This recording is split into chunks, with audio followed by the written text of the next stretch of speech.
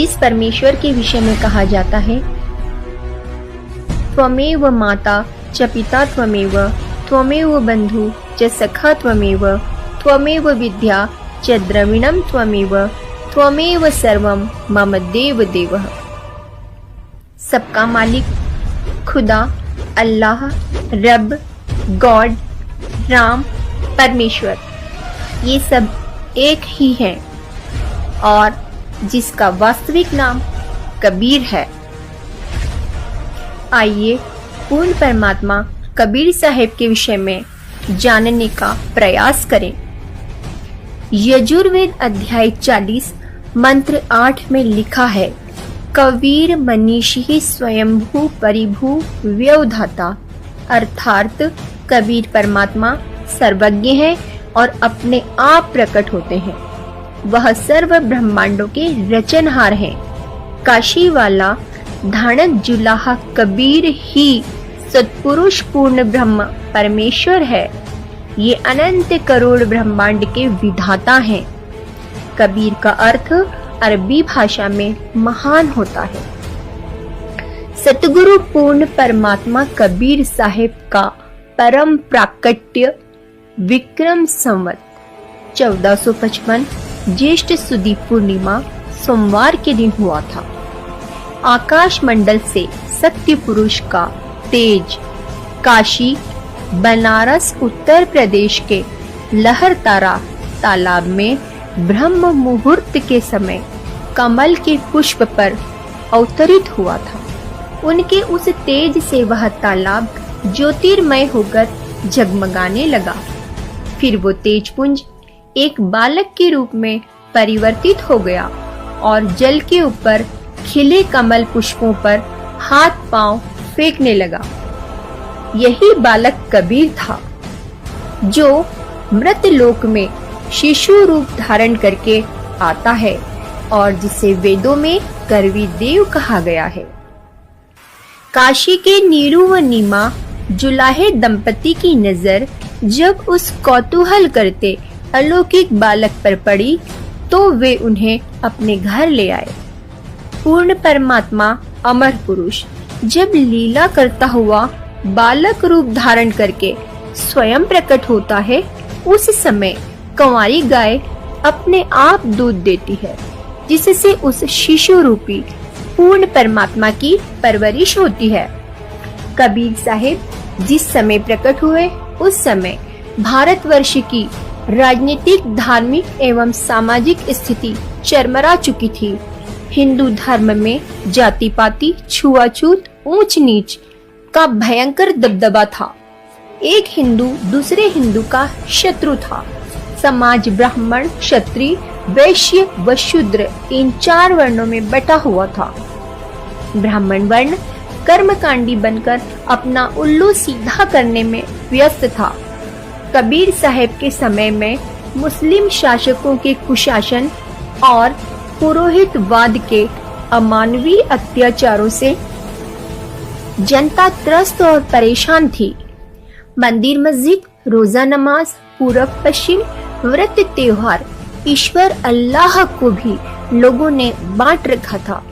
पंडित मुल्लाओं की इस विभेदकारी साजिश का कबीर साहिब ने खुला विरोध किया।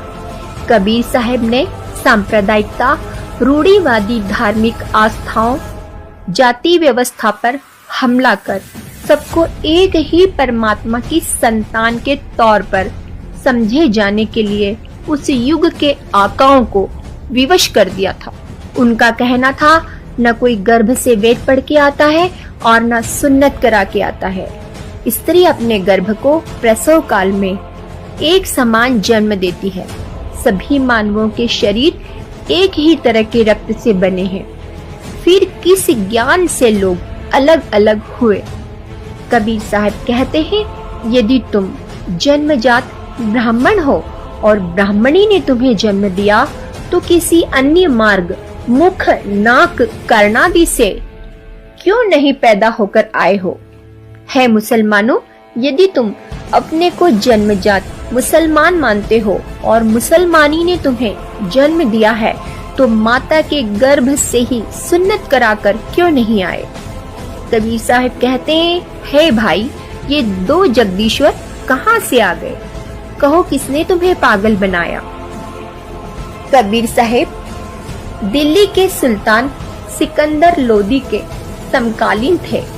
वे संप्रदाय और रूढ़ियों की परवाह किए बिना खरी खरी बात कहते थे। एक समय कबीर साहब के सत उपदेश को सुनकर हिंदू तथा मुसलमान उनसे नाराज हो गए और सिकंदर लोदी के समक्ष उन्होंने कबीर साहब की झूठी शिकायत की। मुसलमानों ने कहा, कबीर कहता है मस्जिद में खुदा नहीं है, मैं ही खुदा हूँ। मांस खाने वाले पापी प्राणी हैं। सिकंदर लोदी ने कहा कि लाओ उस कबीर को पकड़कर। इतना कहना था कि 10 सिपाही गए और कबीर साहब को बांध कर लाए। कबीर साहब चुपचाप खड़े थे। सिकंदर लोधी ने पूछा, कौन है तू? बोलता क्यों नहीं? अपने आप को खुदा कहता है। तब कबीर साहब ने कहा, मैं ही अलग अल्लाह हूँ। इस सच्चाई से सिकंदर लोधी क्रोधित हुआ और उसने एक गाय के तलवार से 2 टुकड़े कर दिए। गाय को गर्भ था और बच्चे के भी 2 टुकड़े हो गए। तब सिकंदर लोधी ने कबीर साहब से कहा, यदि तू खुदा है तो इस गाय को जीवित कर दे, अन्यथा तेरा सिर भी कलम कर दिया जाएगा। कबीर साहब ने एक बार हाथ गाय के दोनों टुकड़ों को लगाया तथा दूसरी बार उसके बच्चों के टुकड़ों को लगाया। उसी समय गाय और उसका बच्चा जीवित हो गए। कबीर साहब ने गाय से दूध निकालकर बाल्टी भर दी। राजा सिकंदर लोधी कबीर साहब के चरणों में गिरकर क्षमा याचना मांगने लगा। उसने कहा, आप कबीर अल्लाह हैं, बख्शो इब की बार, दास गरीब शाह को अल्लाह रूप दीदार। सिकंदर लोधी का धर्मगुरु शेख तकी कबीर साहब से द्वेष रखता था। इस द्वेषाग्नि में जलते हुए शेख तकी की जिद पर बादशाह सिकंदर लोधी ने 52 बार कबीर साहब की परीक्षा ली। इसे ही 52 कसनी कहा जाता है। कमाल और कमली को कबीर साहब ने पुनः जीवित कर दिया था। ध्यान रहे साथियों, मृत व्यक्ति को केवल समर्थपूर्ण परमात्मा ही पुनः जीवित कर सकता है और किसी सिद्ध या कला पुरुष या देवी देवताओं में ये सामर्थ्य नहीं है। यदि ऐसा होता तो महाभारत के युद्ध में अभिमन्यु मृत्यु को प्राप्त हो गया तो कृष्ण सहित सभी पांडव विलाप करने लगे। उस समय कृष्ण भी अभिमन्यु को इसलिए जीवित नहीं कर पाए क्योंकि उसकी आयु शेष नहीं थी। कबीर परमात्मा ने 5 वर्ष की आयु में गुरु मर्यादा को बनाए रखने के लिए लीला की और रामानंद जी को अपना गुरु बनाया। कबीर साहब वेदों के ज्ञान से पूर्व भी सतलोक में विद्यमान थे तथा अपना वास्तविक ज्ञान देने के लिए चारों युगों में प्रकट हुए। सतयुग में सत सुकृत के नाम से प्रकट हुए, त्रेता युग में मुनिंद्र नाम से, द्वापर में करुणामय नाम से तथा कलयुग में कबीर प्रभु के नाम से प्रकट हुए। इसके अतिरिक्त अन्य रूप धारण करके कभी भी प्रकट होकर अपनी लीला करके अंतर ध्यान हो जाते हैं। जिन जिन पुण्यात्माओं ने परमात्मा को प्राप्त किया, उन्होंने बताया कि कुल का मालिक एक है। वह मानव सदृश्य तेजोमय शरीर युक्त है, जिसके एक रोमकूप का प्रकाश करोड़ों सूर्य तथा करोड़ चंद्रमाओं की रोशनी से भी अधिक है। उस परमेश्वर का वास्तविक नाम सतकबीर, कबीरा कबीरन, खबीरा खबीरन है। जिन संतों और ऋषियों को परमात्मा की प्राप्ति नहीं हुई, उन्होंने अपना अनुभव बताया कि परमात्मा का केवल प्रकाश देखा जा सकता है, उसका कोई आकार नहीं है।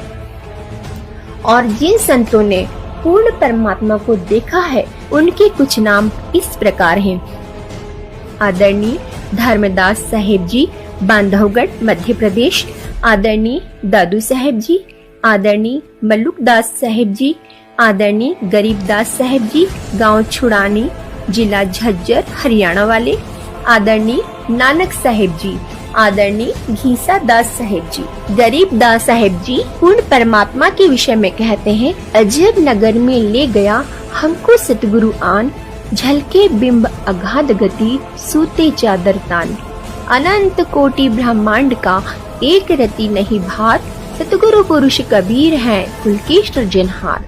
गुरु ग्रंथ साहिब पृष्ठ 721 की अमृतवाणी महिला 1 में नानक जी ने कहा है कि हक्का कबीर करीम तू बेएब परवरदिगार। इसी का प्रमाण गुरु ग्रंथ साहिब के राग सिरी महिला 1 पृष्ठ नंबर 24 पर शब्द नंबर 29 में एक सुवान दुई सुवानी नाल, भलके बहु कही सदा बियाल, कुड़ छुरा मूठा मुर्दार, धानक रूप रहा करतार। इसी प्रकार पवित्र कुरान शरीफ के अध्याय सूरत फुरकानी 25 आयत 52 से 59 में कहा है कि वास्तव में इबादई कबीरा अर्थात पूजा के योग्य कबीर अल्लाह है। यह कबीर ही पूर्ण परमात्मा है जिसने 6 दिन में सृष्टि रची तथा 7वें दिन तखत पर जा विराजा। उसकी खबर किसी बाखबर से पूछ कर तो देखो। सर्व ग्रंथों में भी प्रमाण है कि कबीर साहिब ही भगवान है। ऋग्वेद मंडल 10 सूक्त 90 मंत्र 3 से 16, यजुर्वेद अध्याय 19 मंत्र 26 से 30, यजुर्वेद अध्याय 29 मंत्र 25, श्रीमद् भगवद गीता अध्याय 8 श्लोक 9, अध्याय 15 श्लोक 17, अध्याय 18 श्लोक 62-66 में संतों की वाणी में हम है सतलोक के वासी, दास कहाए प्रगट भय काशी, नहीं बाप न माता जाए, अब गति ही से हम चल आए। कबीर के राम तो अगम है और संसार के कण कण में विराजमान थे। कबीर के राम इस्लाम के एकेश्वरवादी एक सत्तावादी खुदा भी नहीं है और न ही दशरथ पुत्र राम कबीर के राम है। वो तो सबसे अलग सब में रमता राम है। कबीर परमात्मा के अनुसार नाम से ही जीव की मुक्ति संभव है। कबीर कोटि नाम संसार में, इनसे मुक्ति न होए, सार नाम मुक्ति का दाता, वाको जाने न कोई। कबीर साहिब 120 वर्षों तक काशी में जुलाहे की भूमिका निभाते रहे। काशी में प्रचलित मान्यता है कि जो यहाँ मरता है उसे मोक्ष प्राप्त होता है। रूढ़ियों के विरोधी कबीर साहिब को यह बात कैसे मान्य होती, अतः वे काशी छोड़कर मगहर चले गए और सन 1518 के आसपास शरीर छोड़कर अंतर्ध्यान हो गए। उनके शरीर के स्थान पर पुष्प व चादर मिले, जिसे हिंदू व मुस्लिम अनुयायियों ने बांटकर समाधि और मजार बनाई है, जो आज भी विद्यमान है। सत साहिब जी।